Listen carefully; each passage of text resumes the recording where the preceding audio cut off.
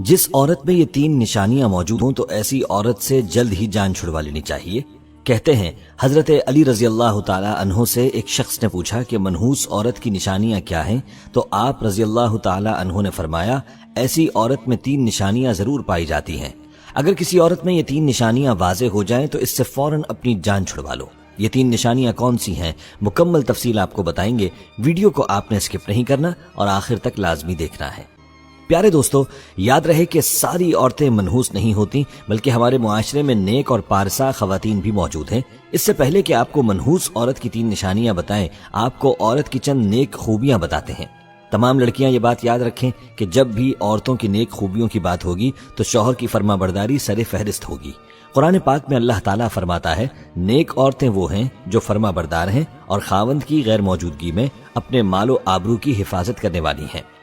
ایک بار حضور اکرم صلی اللہ علیہ وآلہ وسلم سے پوچھا گیا کہ سب سے بہترین عورت کون سی ہے، تو آپ صلی اللہ علیہ وآلہ وسلم نے فرمایا وہ عورت کہ جب اسے شوہر دیکھے تو وہ اس کو خوش کر دے، اور جب شوہر اس کو حکم دے تو وہ اس کی اطاعت کرے، اور اپنے جان و مال میں اپنے شوہر کا ناپسندیدہ کام بالکل نہ کرے اور اس کی مخالفت نہ کرے۔ عورت کی محبت اور اس کی اطاعت میں سب سے زیادہ حقدار اس کا شوہر ہے۔ اس کا اندازہ اس بات سے بخوبی لگایا جا سکتا ہے کہ نماز عبادت کی نہایت اعلیٰ قسم ہے اور سجدہ اس کی چوٹی ہے، لیکن شریعت نے شوہر کا مقام و مرتبہ واضح کرنے کے لیے اتنی اونچی مثال بیان کی ہے کہ سیدنا ابو ہریرہ رضی اللہ تعالی عنہ سے روایت ہے کہ نبی کریم صلی اللہ علیہ وآلہ وسلم نے فرمایا اگر میں اللہ کے سوا کسی اور کو سجدہ کرنے کا حکم دیتا تو میں بیوی کو اپنے شوہر کو سجدہ کرنے کا حکم دیتا۔ پھر آپ صلی اللہ علیہ وآلہ وسلم نے فرمایا اس ذات کی قسم جس کے ہاتھ میں محمد کی جان ہے، عورت اپنے رب کا حق ادا نہیں کر سکتی جب تک وہ اپنے شوہر کا پورا حق ادا نہ کرے، حتیٰ کہ شوہر اگر اسے بلائے اور وہ سواری پر ہو تب بھی اپنے آپ کو نہ روکے۔ دوستو، حدیث میں ہے کہ جس شوہر کو عورت سے تکلیف پہنچتی ہے جنت کی حوریں اسے بد دعا دیتی ہیں۔ پیارے دوستو، نیک عورت کی خوبیوں میں سے ایک خوبی ستر و حجاب کی مکمل پابندی کرنا بھی ہے۔ مسلمان عورت کے لیے پردہ اسلام کی خصوصیات اور اس کے محاسن میں سے ہے۔ پردے میں مسلمان عورت کی عزت و ناموس کی حفاظت ہے۔ پردہ ایک رحمت ہے۔ اسلام نے عورت کو انتہائی بیش قیمت متاع قرار دیا ہے، اس لیے اس کی حفاظت کا خصوصی اہتمام کیا ہے۔ زمانہ جاہلیت میں پردے کا کوئی رواج نہیں تھا، پردہ صرف اور صرف اسلامی حکم ہے، یعنی اسلام نے پردے کا حکم نافذ کیا ہے۔ پیارے دوستو، یہاں لڑکیوں کو یہ بات بھی بتاتے ہیں کہ لڑکیوں کے لیے شوہر کی اطاعت کتنی اہم ہے۔ قرآن و حدیث میں اس کی تاکید اس طرح سے آئی ہے کہ جو کام بھی کرو اس میں اپنے شوہر کی اجازت حاصل کرو۔ چند احادیث آپ کے لیے پیش کی جاتی ہیں، انہیں غور سے اور توجہ کے ساتھ سن لیں۔ نبی کریم صلی اللہ علیہ وآلہ وسلم فرماتے ہیں کہ کوئی عورت اپنے شوہر کی موجودگی میں اس کی اجازت کے بغیر نفلی روزہ نہ رکھے۔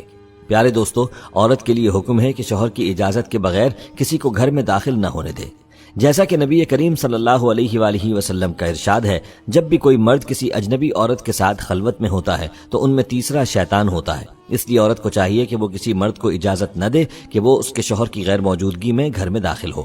اور دوستو، اسی طرح ایک مسلمان مرد کو بھی چاہیے کہ کسی اجنبی و غیر محرم عورت کے پاس اس کے شوہر کی غیر موجودگی میں نہ جائے، جیسا کہ نبی کریم صلی اللہ علیہ وآلہ وسلم کا ارشاد ہے کوئی مرد کسی اجنبی عورت کے ساتھ بغیر محرم کے تنہائی میں نہ ہو۔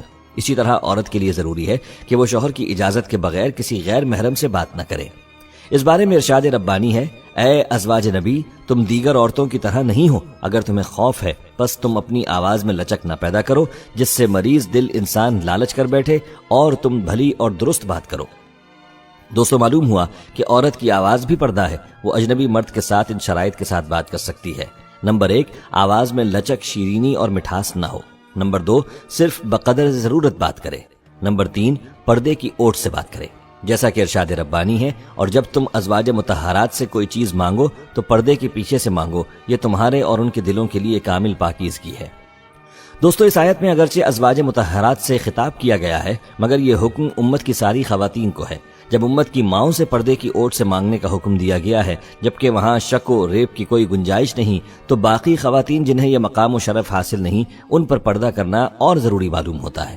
یاد رہے کہ اکیلے عورت کا بازار جانا بھی درست نہیں، کیونکہ بسا اوقات دکان میں سیلز مین کے سوا کوئی نہیں ہوتا، پھر اس سے ناجائز خلوت حاصل ہو جاتی ہے۔ نیک عورت کی ایک خوبی یہ بھی بیان فرمائی کہ شوہر کی اجازت کے بغیر گھر سے باہر نہ نکلے۔ پیارے دوستو، یہ چند خوبیاں تھیں جو نیک عورت کی ہوتی ہیں۔ چلیے اب آپ کو بتاتے ہیں کہ کون سی 3 عورتیں ہیں جو منحوس ہیں، اور وہ کون سے اعمال ہیں کہ جو عورت کو منحوس بناتے ہیں۔ اس حوالے سے حضرت علی رضی اللہ تعالی عنہ نے اس شخص کو جواب دیا کہ وہ عورت اپنے گھر کے لیے پریشانی اور تباہی کا سبب بنتی ہے جس عورت میں یہ 3 عیب پائے جاتے ہوں۔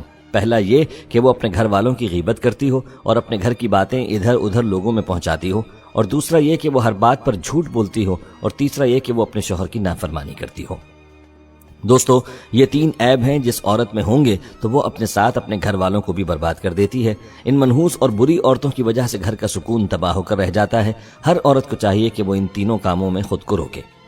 پیارے دوستو، اسلام میں عورت کا ایک مقام ہے۔ اگر دیکھا جائے کہ عورت کا تو پہلا روپ ہی اس دنیا میں رحمت ہے۔ بیٹی بن کر پورے خاندان کے دلوں پر راج کرتی ہے، بہن بن کر بھائی کی سچی اور مخلص دوست اور ماں کا بازو بن جاتی ہے، اور جب بیوی بنتی ہے تو ہمیشہ ساتھ نبھانے والی، ہر دکھ اور سکھ کا ساتھی بن جاتی ہے، اور جب وہ ماں بن جاتی ہے تو اللہ اس کا رتبہ اتنا بلند کر دیتا ہے کہ جنت کو اٹھا کر اس کے قدموں میں ڈال دیتا ہے۔ حضرت علی رضی اللہ تعالی عنہ نے فرمایا کہ مرد کی مردانگی کی سب سے عظیم سطح یہ ہے کہ کسی مرد کی وجہ سے کبھی عورت کی آنکھوں میں آنسو نہ آئے۔ دوستو، معاشرے میں عورت کا فطری مقام اس کا گھر ہے، جہاں وہ اپنی چھوٹی سی ریاست کی ملکہ ہے۔ دوستو، اسلام نے عورت کو وہ مقام اور مرتبہ دیا ہے جو کسی دوسرے مذہب نے عورت کو نہیں دیا۔ ہمارے اسلام نے مرد کو عورت کا محافظ قرار دیا ہے، اور یہ ہمارا ہی مذہب اسلام ہے جس نے رشتوں کی پہچان کرائی۔ دوستو، عورت کے لیے حکم ہے کہ کسی اجنبی مرد سے مصافحہ نہ کرے، جیسا کہ نبی کریم صلی اللہ علیہ وآلہ وسلم کا ارشاد ہے، تم میں سے کسی کے سر کو لوہے کی سوئی سے کچو کے لگانا اس بات سے بہتر ہے کہ وہ کسی اجنبی عورت کو چھوئے۔ اور نبی کریم صلی اللہ علیہ وآلہ وسلم کا ارشاد ہے، میں عورتوں سے مصافحہ نہیں کرتا، ایک عورت سے میرا کچھ کہنا 100 عورتوں سے کہنے کے مترادف ہے۔